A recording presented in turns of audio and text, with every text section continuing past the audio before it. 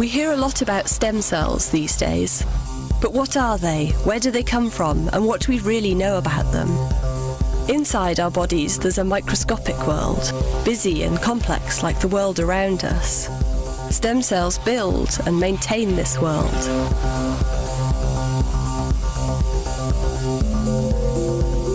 This is a story of stem cells and their lives inside and outside our bodies.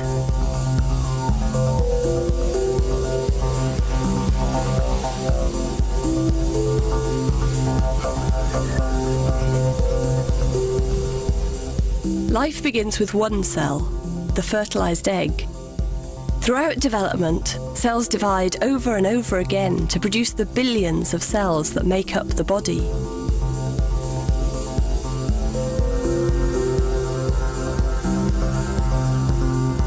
At certain stages, most cells stop making copies of themselves and start to specialize.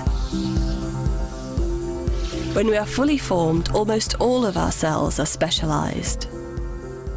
Cells are very beautiful things when you see them down the microscope. Normally they're so minuscule we can't see them, even though they're what make us all. And each type of cell has its own characteristic.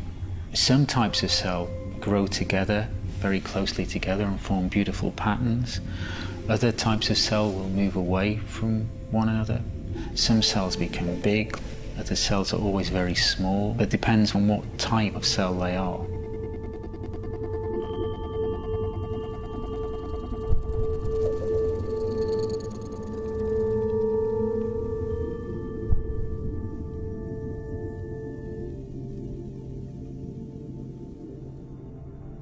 These different cell types work in specialized teams. Some carry oxygen through the blood system. Some do the stretching and contracting in our muscles. Some carry messages between our brain and the rest of our body. Stem cells are very special cells, and they act as a reservoir, really, because the specialized cells can no longer make copies of themselves. So if they die and get used up, then they have to be replaced from somewhere, and this is where the stem cells function. Stem cells are used in the blood system. We need to make millions of new blood cells every single day, and these are generated from stem cells. And these cells actually live in the bone marrow. Altogether, the blood stem cell can make 8 different types of specialized cell.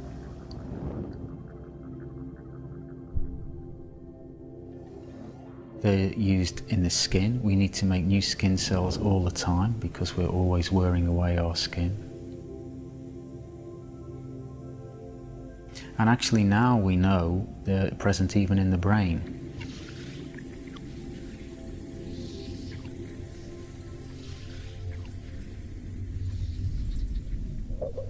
We always have to make new stem cells so that they're not completely exhausted, because otherwise we'd lose the capacity to make any new cells at all. So the stem cell has to make a decision. Every time it divides, it produces 2 daughter cells, and those daughter cells can be new stem cells, or they can be specialized cells. Stem cells in the adult tissues can normally only make the type of cell in that tissue. So a stem cell in the skin can make cells of the skin, but it can't make blood cells, and vice versa.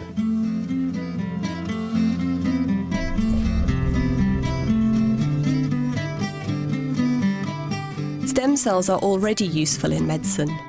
One skin stem cell alone can produce enough specialized skin cells to cover the whole body. This produced a breakthrough in the treatment of extensive burns.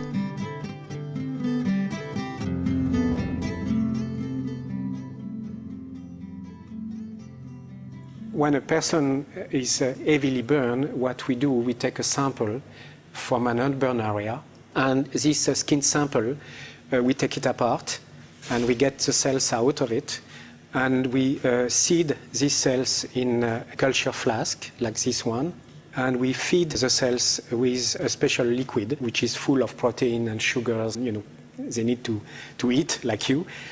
And at some point, these cells will divide, will multiply, and they will cover the entire bottom of the flask. We remove these cells using a special chemical, and we get this sheet of cells into the surgery room, and we transplant the patient with it. We can do only part of the skin today, which means we can do the outermost layer of the skin, which is very important because without this layer you will not be able to survive.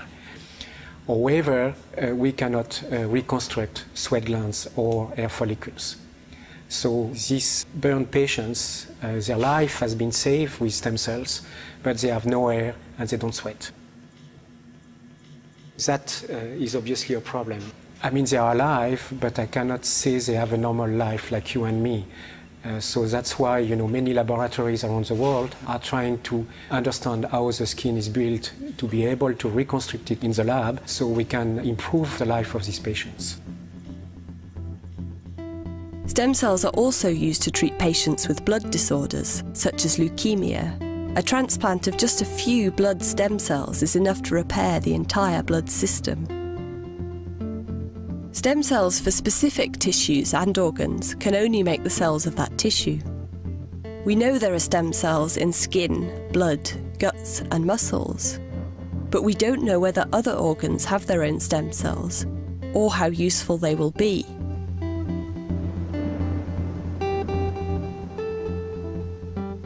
Back along the chain of development, there's another kind of stem cell. It's controversial. It can become any specialised cell, the embryonic stem cell. This cell comes from a blastocyst, the stage of development before implantation in the uterus. For fertility treatment, blastocysts are produced in the laboratory. If they are not used for a pregnancy, they can be donated for research. In the early embryo, there's a group of cells that can give rise to all the tissues of the body.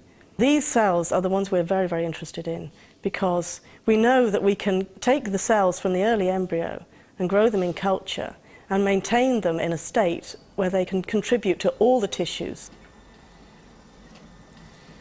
What we're seeing here is the blastocyst stage of development. It's smaller than a pinhead, actually. You can't see it without the microscope. So basically at this stage, the cells in the embryo, these are the cells here, they can make any tissue at all. What we have to do is isolate these cells. One way is we can remove the trophectoderm cells so that we're just left with a clean inner cell mass. So we can grow these in culture and they'll grow, multiply until we have large numbers of these cells that still have the capacity, are still able to form any tissue at all. Embryonic stem cells can become heart, blood, brain or skin cells depending on the way they are grown. These stem cells have turned into heart cells.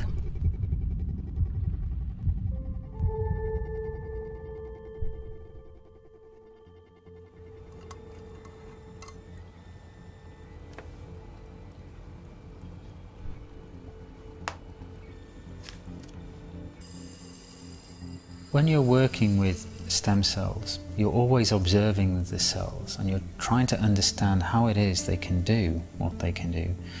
And you're trying actually to make them do what you want to do. It's almost like a battle of wills.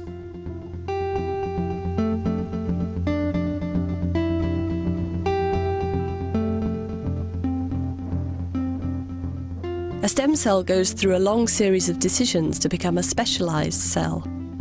A combination of internal and external signals guide each stem cell along the path towards specialisation. These signals are normally provided by the body. By figuring out how to recreate these signals in the lab, scientists aim to grow pure populations of almost any cell type. The challenge to us then is to understand each decision and how it's controlled, and then how to provide those signals to impose the direction on the system. And once we get to a point where that begins to happen, then you suddenly see, well, actually we could use this then to address medical conditions and medical problems. So work that we have been doing recently has been focused on trying to make stem cells for the brain from embryonic stem cells. And it turns out that we're able to do this, and that these neural stem cells, as we call them, now are no longer able to make every type of cell. They can only make 3 types of cell, the 3 types of cell that exist in the brain. So this is an important first step, we believe, in creating a useful and very powerful system that can be applied both for drug screening and perhaps in the end for transplantation. These lab-grown human cells, produced in large numbers, provide improved models for testing and screening new medical treatments, and may reduce the need for animal testing. The same cells may also help us understand what goes wrong in complex diseases, like Alzheimer's, Parkinson's, and diabetes. Diabetes is a chronic disease defined by these high blood sugar levels that stay high just because there is not enough insulin. We know that the insulin is produced by cells in the pancreas. We call them beta cells. Transplantations of those cells are now done in clinics. Those cells are isolated from donor organs. After transplantation with those cells, you can normalize diabetes and you can correct diabetes. The major obstacle to beta cell transplantation in diabetes is the shortage in donor cells. We can transplant only 25 patients per year, while there are more than 50,000 patients in Belgium that are treated with insulin. We have to look for other techniques to produce insulin-making cells in the laboratory. What the researchers try to do is first examine this path, this evolution between the embryonic stem cell and the insulin-producing beta cell, and then to also try to isolate the different stages, the different kind of stem cells on the way to beta cells. And if one can then isolate them and let them grow, proliferate in the laboratory, then you can make as many insulin-producing cells as you want, and that's the goal of many investigators in the world. The embryonic stem cell area is a very exciting area. It really has opened a new world, that of regenerative medicine.